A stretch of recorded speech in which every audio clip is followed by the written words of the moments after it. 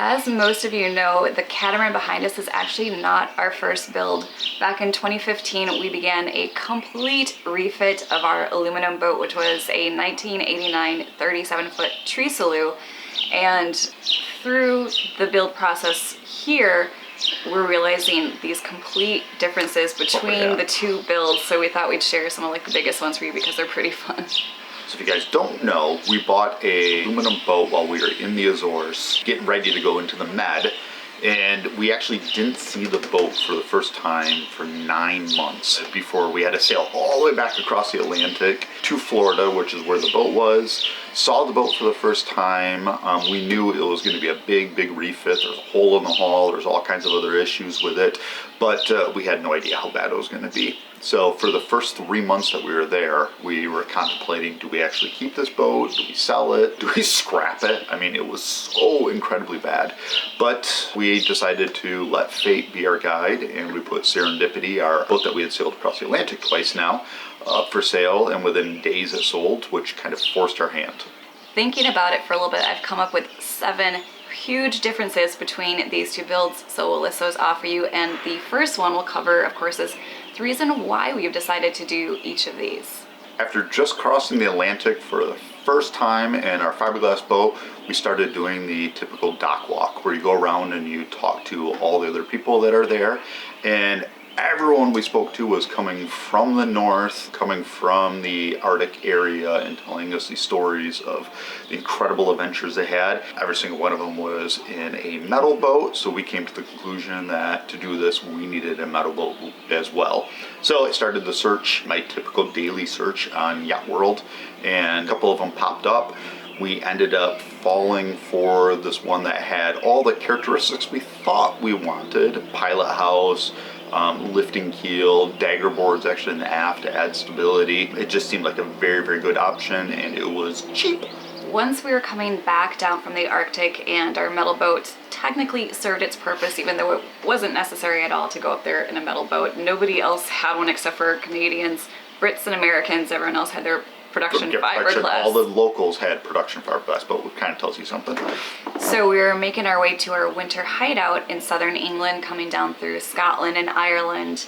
Of course, this is late in the season, and we're just having to take these nasty conditions to get ourselves moving, because with a metal boat, of course, she's bigger and heavier, and just kind of lamenting the weather that we'd have to put ourselves in to go sailing, and then thinking back to Serendipity, our Sabre, of how well she sailed and how much we enjoyed sailing her. So basically we launched the boat for the first time after the refit of 2.5 years or whatever it was, and sailed. I think the first time putting up the sails, we sailed it and went, this isn't quite what we thought it would be, which of course could have been corrected with late wind sails. But the biggest thing is it had horrible weather helm. It just did not track well. All the things that we loved about our fiberglass boat, the Sabre, was the exact opposite. And we've also never been the kind of people that are just going to get one type of boat and stick with it as our curiosity for travel. You know, we have curiosity on boat performances. So we thought we'd try out a catamaran just to see what it was like, which led us to Max Cruise, which is a performance catamaran. That way we could do the sailing in light winds. You know, we'd have space to bring guests aboard finally, because we could not do that in the aluminum boat. So once we decided that, it was actually my decision, that we were going to take probably like 1.5 years and $150,000 on top of whatever older catamaran that we'd be able to buy to fix up. Why not spend a little bit more time, a little bit more money, and build from scratch? So that is how we ended up with what is in the tent right now. The second item on the list, and quite big for us, is the locations of the two builds. Both in the US. Our first build took place in Indiantown, Florida, which is central Florida, just east of Lake Okeechobee. We had spent the prior summer in Guatemala, kind of in the jungles in the Rio Dulce, and thought that was going to be the peak of hot temperatures. Wasn't even close to how warm and humid it actually gets in central Florida. There's no wind, so we made that critical mistake there. The other thing too was being exposed, being outside. Of course, you have in central Florida, they burn the crops, so you had stuff coming down on the deck like all the time, ash raining. Of course, it was always the perfect day when we started rolling paint like on. Sunny, Yep. windless.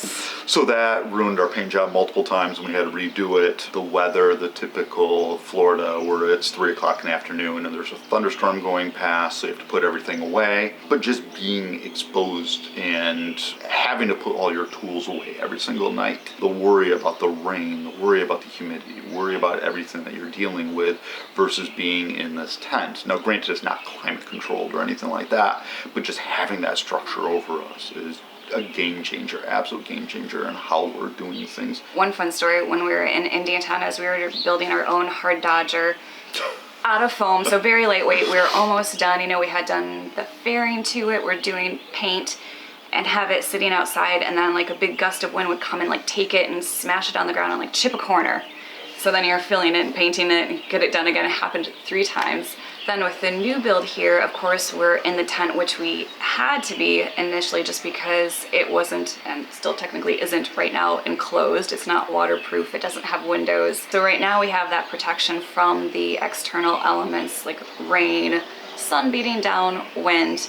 And selfishly, the nice thing too is because we can close ourselves in there, you know, we just pop our earbuds in every morning and work. When you're outside in a work yard, it is a little bit different because, of course, you know, your neighbors are friendly. They want to see what you're up to, so they might just like pop by and chat for 10 minutes, unfortunately, just after you've mixed epoxy. Yeah, and it's a boatyard thing, so an 8-minute conversation doesn't happen. It's typically 30 minutes or longer that you're discussing whatever option that they're putting on their boat or you're doing to yours, and you end up losing a lot of the day with that kind of stuff. Yeah, so at the moment while we're in the tent, it is fairly distraction free and we can just put in those long hours, keep our heads down and work sunrise to sunset. Third on the list is living quarters, and it is a world of difference between the two builds of where we're able to rest our head each night after spending all day working on the build.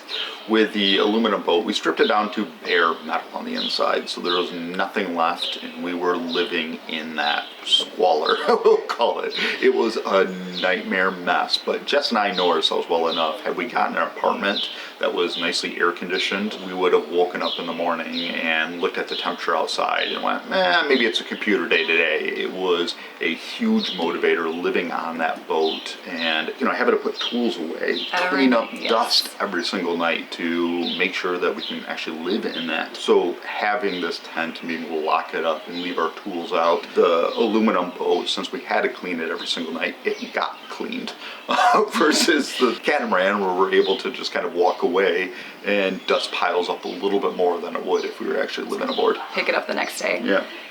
The thing with the aluminum boat too is Matt said we'd have to clean it up every night so that we could live in it. For the first 3 or 4 months of that build, we didn't have any way to cook aboard, so we were using the Marina's grill and microwave to eat. And then even after that, you know, trying to make meals among the mess or with a half-built galley, sweeping all the dust out, you know, we'd have to like brush off our feet every night. And the bed that we slept in for the first like 6 weeks was the cockpit cushions that came with the 28-year-old boat. Yes. With blankets over it. It was disgusting. Yeah, it was absolutely disgusting, but that was a part of the build process for us.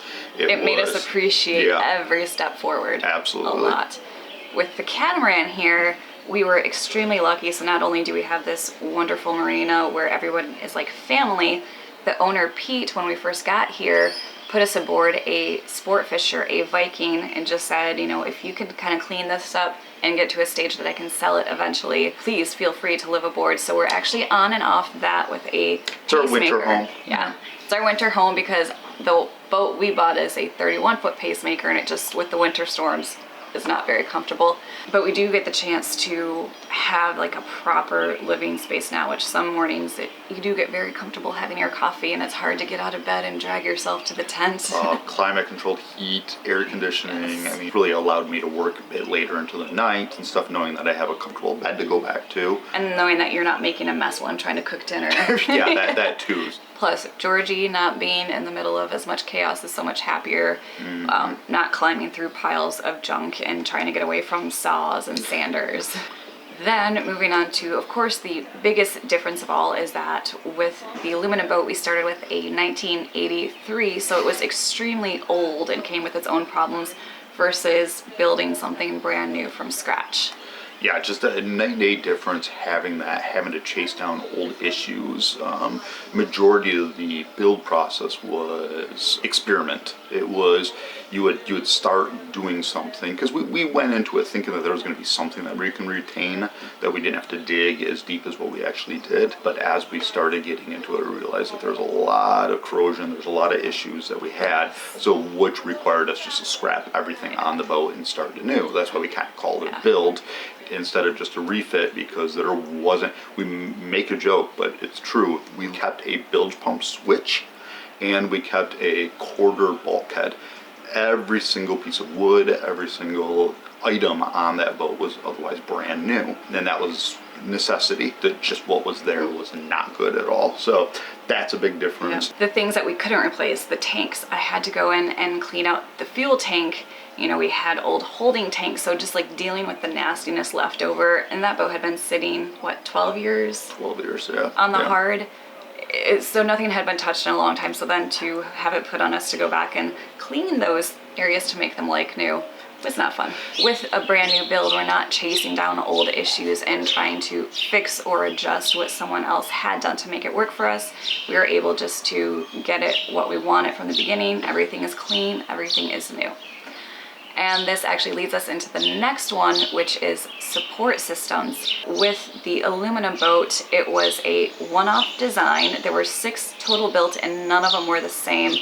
Where of course with the Max Cruise catamaran is now a production boat, and I'll let Matt kind of go into more about the differences of the two. We didn't have the plans, well actually the builder didn't have really the plans either for our Trisalu. So each one was completely different. Each one had its own share of issues, and we didn't know about that until much later on in the build. But also when we were going through and designing things, we really didn't have an idea. It was just based on what we were able to see and what we knew from other boats as to how things were laid out and how things were constructed.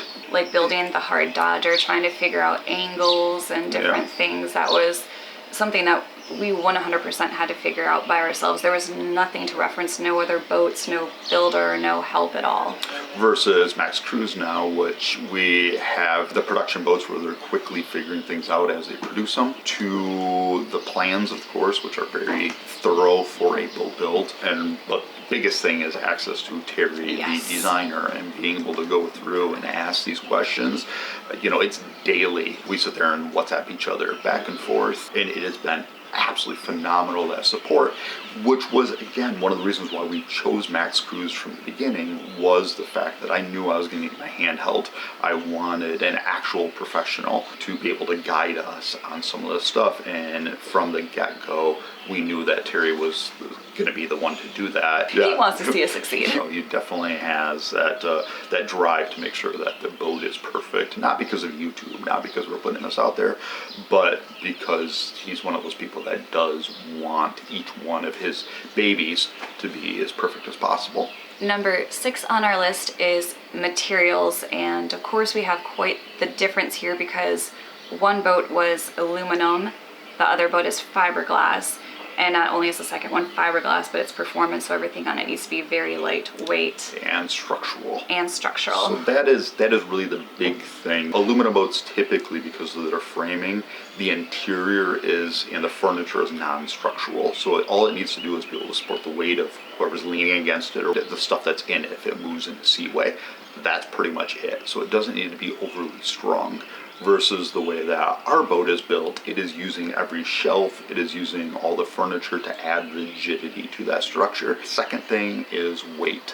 On the cruising monohull, you know, weight was not an issue at all. So we chose everything based on the aesthetics, the look that we're going to. So a lot of hardwood was used in that. Even the flooring was 3/4 inch plywood with a 1/4 inch maple over the top of it, which obviously weighed a lot, but it was not a concern at all because it was down low in the structure. Versus this boat, we have found out that building light is extremely time consuming and difficult and expensive. You can build heavier. So the way that a lot of production cats are built, they're built for speed of production, speed of build.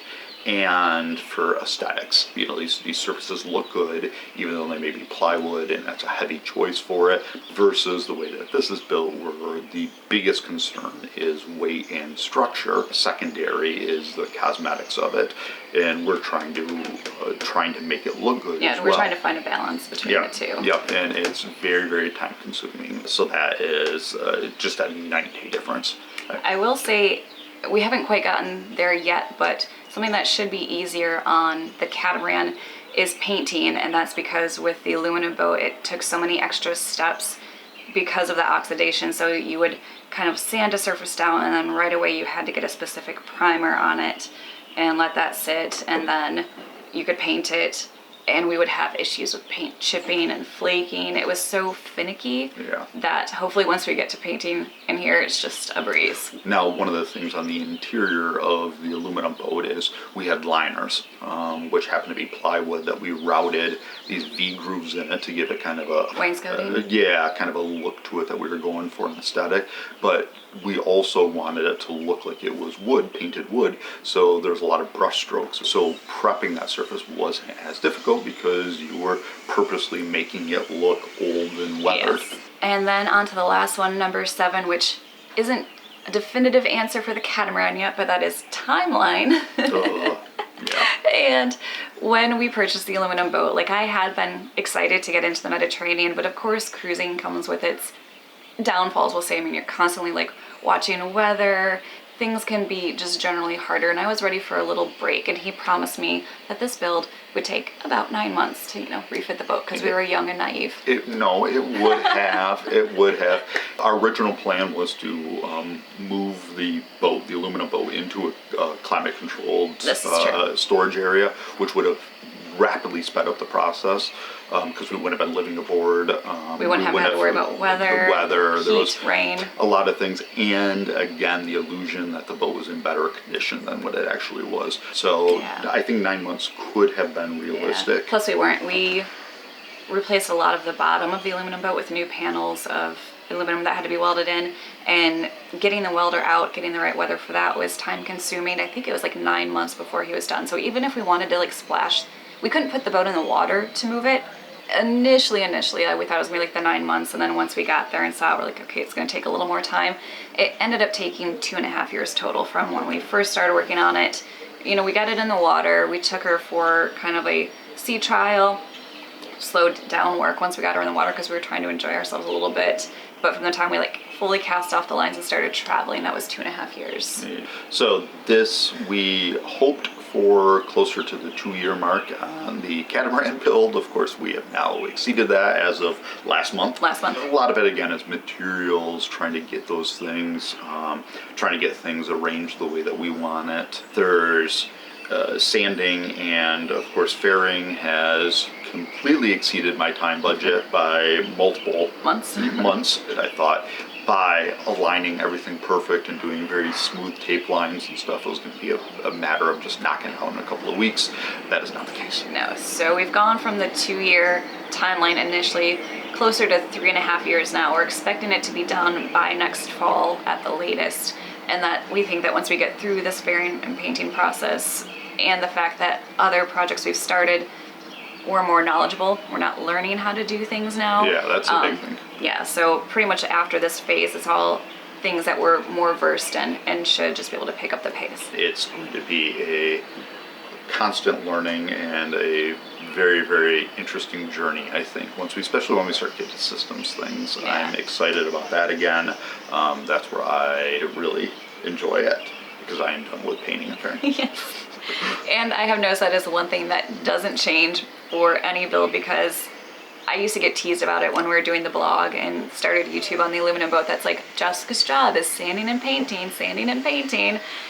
And that's right. I forgot about that. Yeah, that was the constant blog thing, was showing you with a paintbrush in hand. Yep, or sanding here and there. So that is, how our builds compare against each other. And I do have to say, I'm enjoying the catamaran build a lot more. Just, it's a longer process. We do get our hard days, but we're loving every minute of it still. Yeah, and knowing what we're going to get into. That was a huge thing for us going to Vietnam and being able to sail the boats and see that they did what we wanted it to, and far exceeded what we expected, actually. And knowing that, so you have that carrot dangling in front of you with the known, instead of a lot of what ifs that we had with the aluminum boat. It didn't really work out that great. So this is a huge step in the right direction, and I can't wait, because we are going to love this boat. Yes, we are. So thank you so much for following along with us on this build. I know the past couple months have been a little stagnant. We're quickly moving toward other better projects now that the weather is warming up. We can get back to bonding things like the cabin top. Start filling those seams. Yep, a lot of that stuff, and then into systems, which I think is going to be the fun part. Exactly. So thank you again for following along, and we'll see you next week.